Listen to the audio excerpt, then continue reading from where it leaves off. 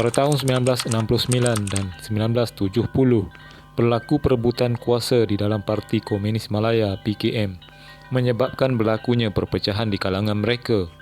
Di dalam perbalahan tersebut, 200 anggota telah dibunuh dan beratus-ratus telah disingkir dari PKM.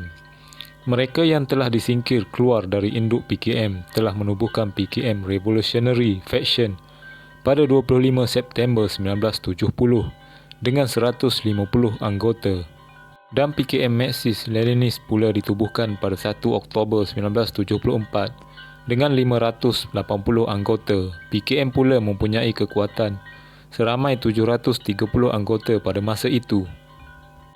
PKM-ML adalah pasukan yang pertama menubuhkan skuad bergerak mobil unit yang terdiri dari First Mobile Squad dengan 8 anggota sukarela dan 5 Mobile Squad terdiri dari 10 sukarela yang dipilih dari unit-unit gerakan bawah tanah mereka.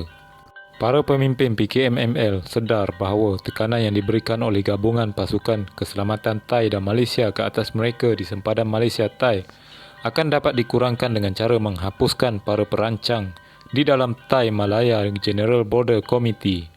Memandangkan Ketua Polis Negara ketika itu, Tan Sri Abdul Rahman bin Hashim adalah ahli Border Committee tersebut, beliau telah menjadi salah satu sasaran utama PKM-ML.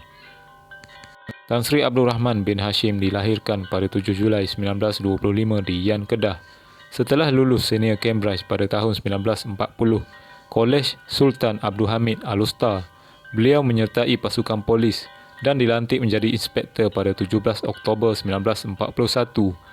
Allahyarham seterusnya menjadi penolong penguasa polis pada 1952, Ketua Cawangan Khas Pulau Pinang 1960, Pengarah Cawangan Khas 1971 dan dilantik sebagai Ketua Polis Negara yang ketiga pada 1 Februari 1973. Kesemua sukarelawan yang terpilih tadi dilatih secara berasingan di kem-kem PKM-ML di Betong, Selatan Thai. Latihan yang dijalani termasuklah penggunaan senjata ringan, grenade, latihan fizikal dan berkebun. Tujuan para sukarelawan ini dihantar membuat kerja-kerja di kebun adalah supaya kulit mereka bertukar menjadi gelap kerana berjemur di bawah panas matahari. Memandangkan kesemua anggota skuad pembunuh ini adalah berkulit cerah dan berbangsa Cina, PKM-ML tidak mahu pembunuhan yang dirancang nanti membangkitkan kemarahan orang-orang Melayu dan mereka membalas dendam kepada orang-orang Cina pula. Dengan cara menggelapkan kulit anggota skuad pembunuh, para saksi akan keliru dan menyangka pembunuhan tersebut dilakukan oleh orang-orang Melayu sendiri. Mereka melakukan tinjauan selama seminggu dengan memerhatikan pergerakan KPN antara rumahnya di Jalan Kiapeng dan ibu pejabat polis di Kuala Lumpur. Pada jam 7 pagi 7 Jun 1974, KPN telah diserang semasa dalam perjalanan ke ibu pejabat polis untuk mengambil dokumen. Kerana Allahyarham akan menemui ahli-ahli Thai Malaya General Border Committee pada mesyuarat yang akan diadakan di Federal Hotel Kuala Lumpur. Serangan yang dilakukan di persimpangan Jalan Well dan Jalan Tun Perak menyebabkan pemandunya cedera parah, manakala KPM meninggal dunia setibanya di Hospital Besar Kuala Lumpur. Allahyarham telah ditembak 11 das dengan 7 das mengenai bahu, rusuk dan paha kiri. Seperti yang dijangkakan, maklumat yang diberikan oleh saksi mengatakan serangan dilakukan oleh orang-orang Melayu. Setelah berjaya dalam misi ini, para pembunuh telah melarikan diri ke kem mereka di Betong. Kebiasaannya pengganas komunis akan meninggalkan risalah propaganda dalam setiap serangan mereka. Tetapi kali ini mereka tidak berbuat demikian kerana hendak mengekalkan kerahsiaan. 16 bulan selepas pembunuhan KPN, anggota pasukan pembunuh First Mobile Squad telah berjaya membunuh Ketua Polis Perak.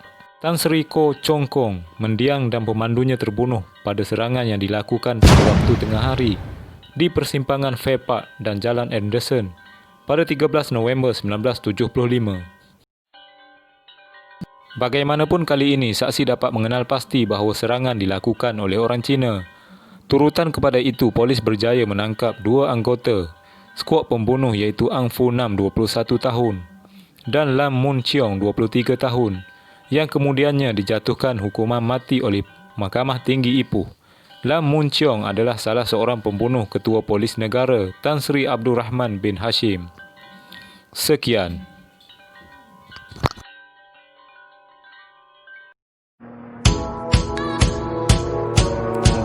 baru di channel aku, sila tekan butang subscribe dan loceng untuk notification.